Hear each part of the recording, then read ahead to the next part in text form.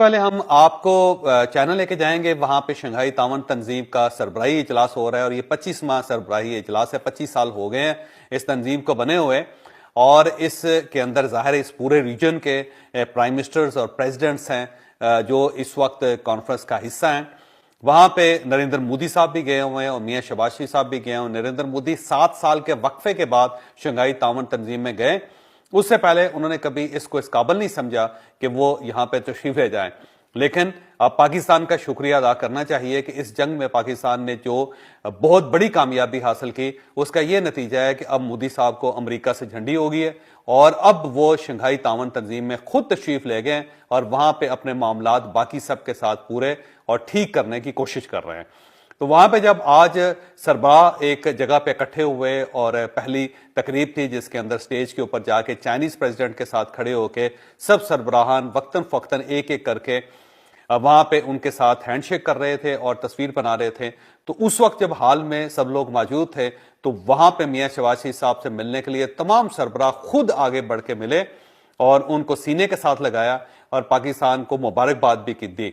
जबकि उसके मुकाबले में नरेंद्र मोदी साहब खुद आगे बढ़ बढ़ के लोगों को जफे मार रहे थे और लोग उनसे अवॉइड करने की कोशिश भी कर रहे थे। तो एक मंजर ये बार बार वहां पे देखा गया। उसके बाद जब तमाम सरबराह सामने स्टेज पे खड़े हुए और एक ग्रुप फोटो बनी तो उसके बाद प्यूटन जाहिर है चाइनीज प्रेसिडेंट के साथ खड़े हुए थे और उसके बाद जब वो हाल से निकलने लगे तो शहबाज शरीफ साहब दरमियान में थे तो प्यूटन रुक के उन्होंने स्माइल दे के उन्होंने मियां शहबाज शरीफ साहब के साथ मुलाकात की और फिर उनको ग्रीट करते हुए साथ अपने हॉल से बाहर ले गए। तो मेरा ख्याल है ये जो एक इजलास है इस इजलास के अंदर पाकिस्तान की इज्जत में इजाफा हुआ और नरेंद्र मोदी इस पूरे इजलास के अंदर अपने आप को एलियन और मिसफिट सा फील कर रहे थे। उनको महसूस ये हो रहा था कि जैसे तमाम सरबराहान जो है वो इनको इग्नोर कर रहे हैं या इनको वो पजीराई नहीं मिली जो इससे पहले इंडिया को मिलती होती थी। तो ये ताज़ा तरीन थी, मैंने कहा आपको सामने रखते जाऊं। Assalamu alaikum.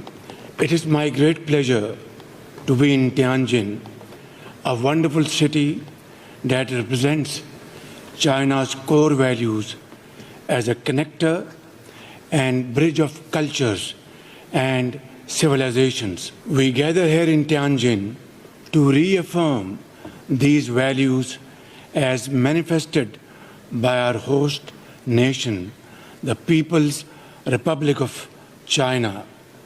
I extend my heartfelt gratitude to President Xi Jinping and the government of the People's Republic of China for the warm hospitality and the excellent arrangements for this gathering.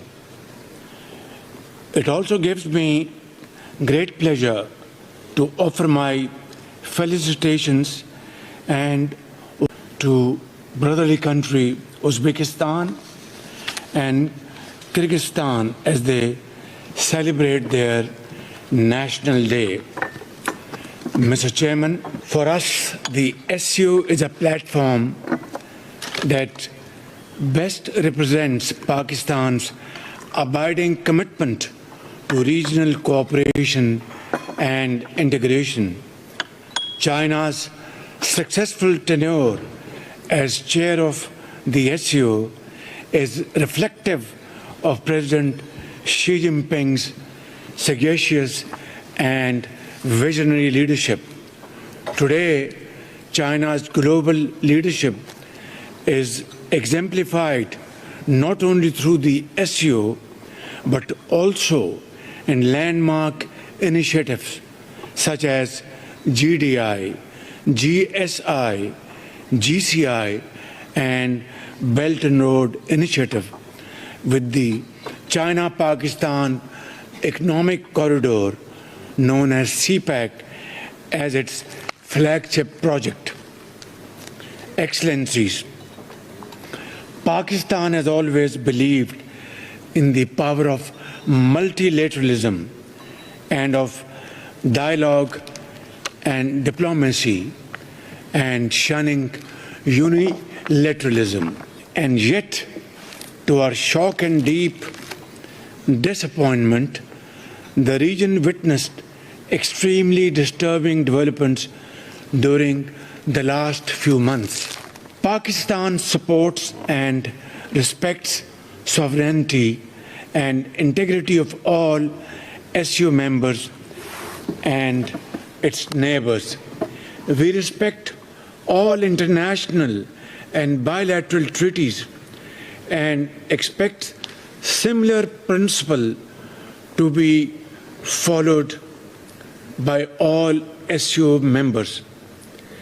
Uninterrupted access to due share of water as per existing treaties among the SCO members will strengthen the SCO working smoothly and will support the achievement of broader goals for which SCO was established. Excellencies, for its part, Pakistan seeks a normal and stable relationship with all its neighbors.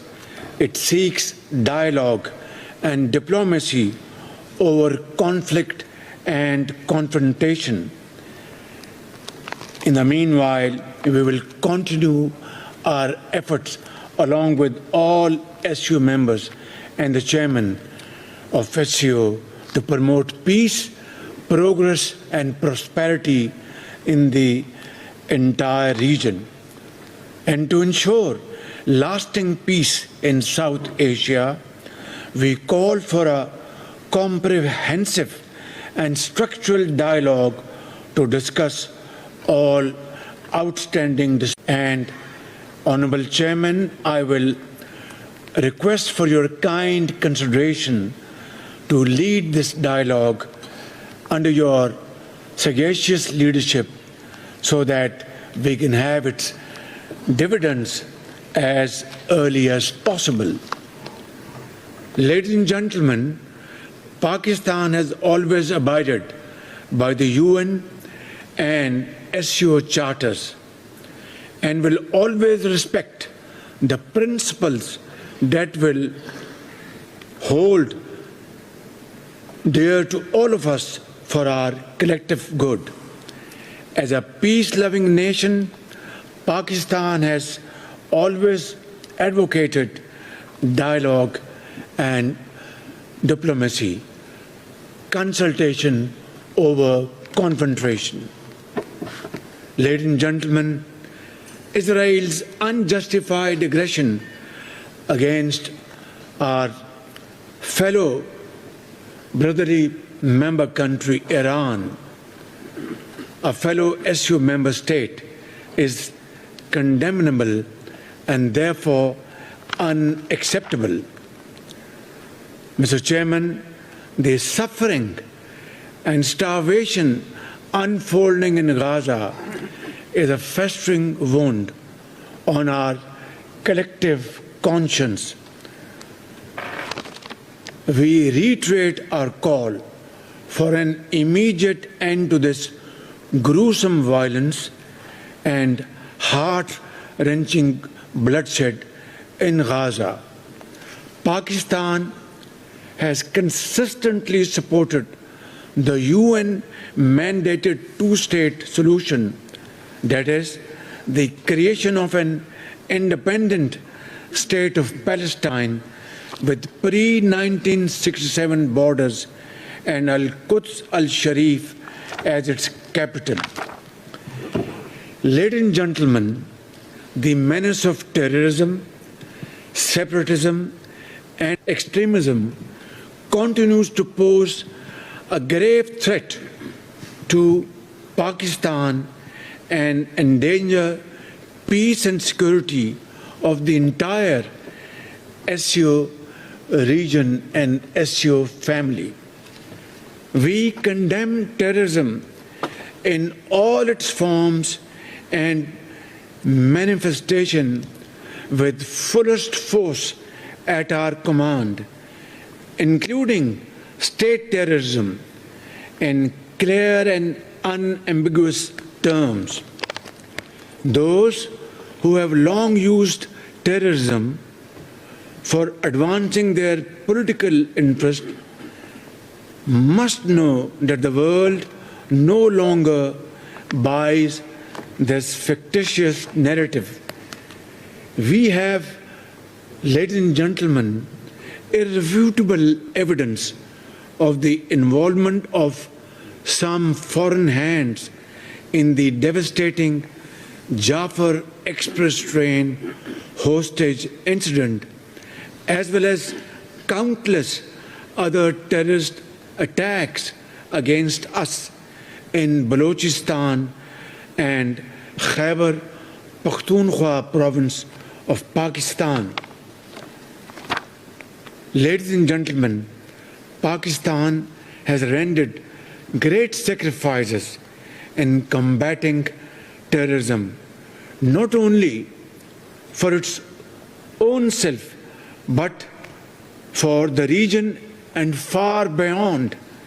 And in the process, we have lost over 90,000 valuable lives, mothers, children, engineers, doctors, scientists, ordinary citizens, shopkeepers, our officers and sepoys of our armed forces, and endured economic losses over $152 billion, a sacrifice which has no parallel in the annals of history.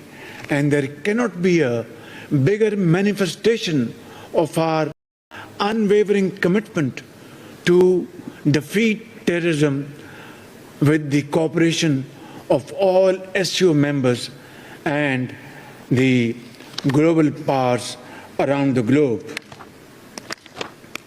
Ladies and gentlemen, Pakistan has always believed that a peaceful and stable Afghanistan, a brotherly country, is not only in our own interest, but that of the entire region.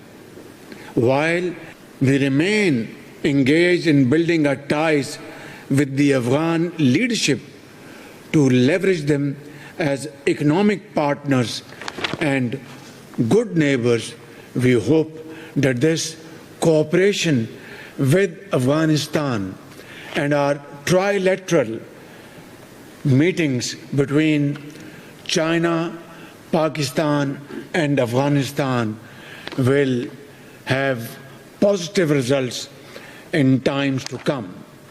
Honorable Chairman, as SCO leaders, we have reaffirmed year after year the significance of enhanced regional connectivity. This requires efficient land, air, and rail transport corridors to ensure reliability of supply chains